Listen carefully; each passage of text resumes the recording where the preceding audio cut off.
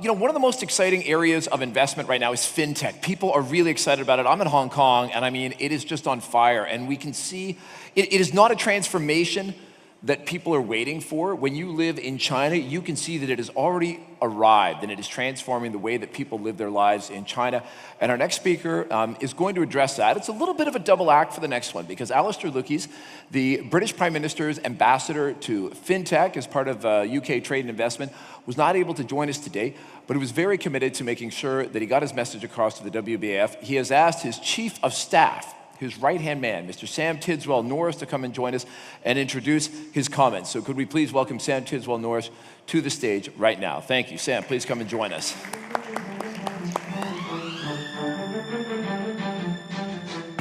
Thank you, Andrew. And thank you, Mr. Dewani, for your insightful words. Hard act to follow, particularly hard when you're not the guy on the screen right now. But I just want to say a huge thank you to Baibars and the team for inviting us to come here and to this incredible setup. I mean, the production looks fantastic. A big thank you also to the London Stock Exchange and to Luca and the team, who I know have committed to supporting this. We look forward as motive partners, which I'll talk to you about in a moment, to supporting this next year as well. And I think that this is going to be a conference that truly moves the dial for world business angel investing. The topic of Alistair's speech was fintech's tipping point. Alistair has been an entrepreneur in this space for near on 20 years. Before he was involved in a number of political entrepreneurial ventures, and then in 2003 he started Monetize. He grew Monetize from an idea when people didn't believe his vision, taking the mobile phone and using it to run mobile banking channels for 900 of the world's banks. He floated the company on the London Stock Exchange on AIM in 2007, and he grew the company to a 2 billion sterling market cap company with 1,500 people on 4 continents. Whilst he was doing that, being an entrepreneur, as I'm sure many of you are, taking too much on, he started the industry trade body called Innovate Finance and a number of other ventures at the same time. Alistair and I have worked together for many years, and our latest venture, a company called Motive Partners, is why Alistair unfortunately cannot be here today. He's contracted a chest infection, a very bad one. He's been grounded in New York, and as I'm sure many of you know, he's been on a fundraise roadshow all around the world, and they can take it out of you. So he is enormously apologetic he can't be here. He looks forward to addressing you shortly in his video, and he looks forward to connecting with as many of you as possible over the next 6 to 12 months before next year's WBAF. So, is it fintech's tipping point? We find ourselves in a unique, perfect storm between regulatory innovation, technological innovation, customer empowerment, and changing business models. If we look from a regulatory perspective, in Europe, we have a unique environment. We have the likes of open banking and PSD2 and the EU Data Protection Act changing the way that we bank, the way that we build fintech businesses. In the US, we have an even more bizarre situation. We have innovation from a deregulating perspective, thanks to our new friend, Mr. Trump. And global VC investment is providing a very, very fruitful and fertile landscape for us. It was up 11% this year to $17.5 billion in fintech alone.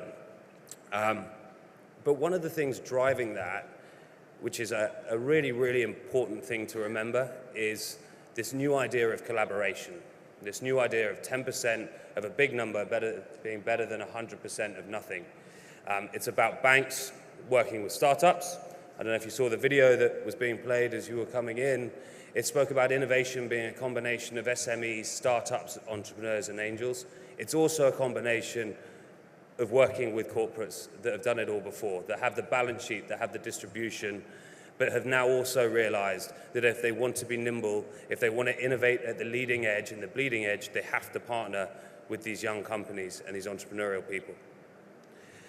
Today's theme is corporate venturing, and Alistair will talk about it in just a moment. But to Mr. Dewani's point, that institutional funds find it very difficult to lead the charge, we believe that that's absolutely accurate. It's why we've started Motive Partners, a large private equity fund to invest in fintech across the full life cycle.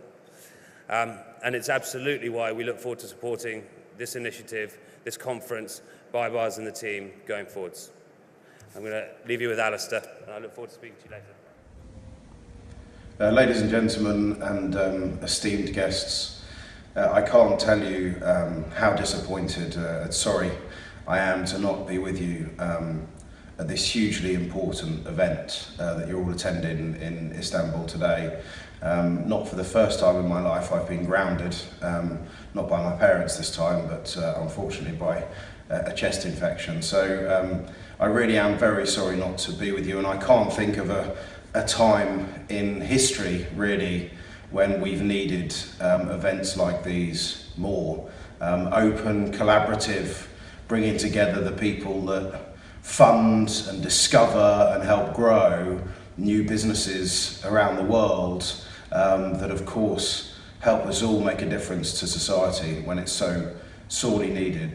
Baybar and the whole team at the World Business Angels Forum, I can't congratulate you enough. I send my warmest wishes to you and thank you again for all your efforts to make this happen.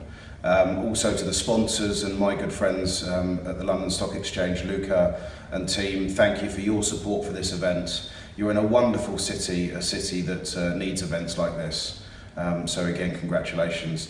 I was asked to come and say a few words in my role as both the business ambassador for the UK in the industry of fintech, also as the chairman of Innovate Finance, which is the industry body, and also for my own selfish part, perhaps to mention to you that I and my colleagues are putting together a fund to invest in the fintech industry. Fintech is not a new thing, let's be crystal clear. Financial services technology has been evolving ever since computers first came along. It's become a thing, it's become a fad, it's become an industry simply because it really is starting to hit the main road, as we say. The rubber is starting to hit the road, and enormous amounts of capital is flooding into the fintech industry on a global basis. Why is fintech suddenly such a big thing? Well, 2008 changed the way we think about financial services. It changed the way that the regulators think about financial services. And with Moore's Law and technology becoming so prevalent around the world, consumers are unquestionably taking back control of their own data. We know that. Building up for life for fixed assets, which is what really happened for the last generation, isn't on the mind of the millennials. Airbnb means I can stay wherever I want to stay, whenever I want to stay. Uber means I can order a taxi whenever I want one. And technology companies around the world are bringing me what I need when I need it, and sometimes telling me when I need it when I don't. So that's happening in financial services, but it's a different game. Financial services is about fusion. It's about a golden rule of 10% of a big number is a lot better than 100% of nothing. And in the UK, we have worked incredibly hard over the last decade to create the right ingredients for that ecosystem to flourish.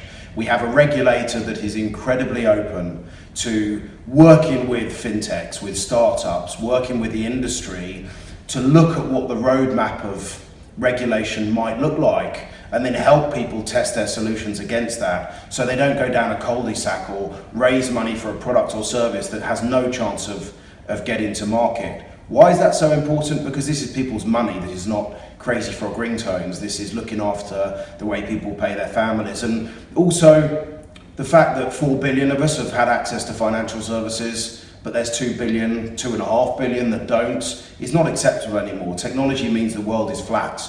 The world is open. It means that everyone should access basic financial services. I need a loan to insure my crop. I need to feed my family. I know that I've got a good cycle coming in 3 months' time, but I need the cash flow today. All the things that we benefit from and take for granted need to be available around the world, and fintech is making that happen.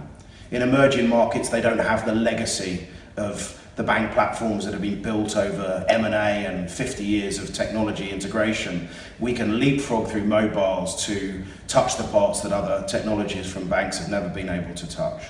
So back to the UK, we have an open regulator. We have a lot of talent, and let me just dispel any myths that there are out there about talent being able to work in the UK. People that work in the fintech industry, highly skilled people, people who may have worked in banks, people who have learnt about writing bank-grade PCI technology code are always going to be welcome in the UK and always going to be able to work there. Fintech as an industry is fundamentally about access to all, and that's absolutely the way we approach it. We also have an industry agnostic approach in the UK, i.e. we're not just there to protect the banks, but we do recognise that fintech needs fin to be successful. 37% of Europe's financial services industry is based in London. Long may that be the case, and I can assure you this government and all of us in the UK are working hard to make sure that we sustain our leadership role in financial services. Fintech is a big part of that. So as well as talent, we also need capital, and that's where you all come in. The UK historically has been outstanding by any measurement at seed rounds, at friends and family, at putting together enough capital for an idea to get going. And also at the other extreme, particularly because of our great London Stock Exchange, we have been very good at investment for large-scale infrastructure and companies. In the middle is this growth, is the M in SME, is the Mittelstand, as they have so successfully in Germany, and that's a big focal area for us in the UK at the moment, and we have many fintech unicorns, many fintech companies that have a chance of becoming billion-dollar plus companies that we're now making sure get access to the right capital.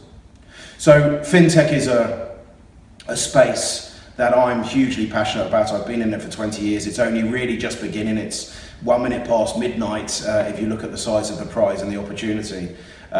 We in the UK open our arms to all of you.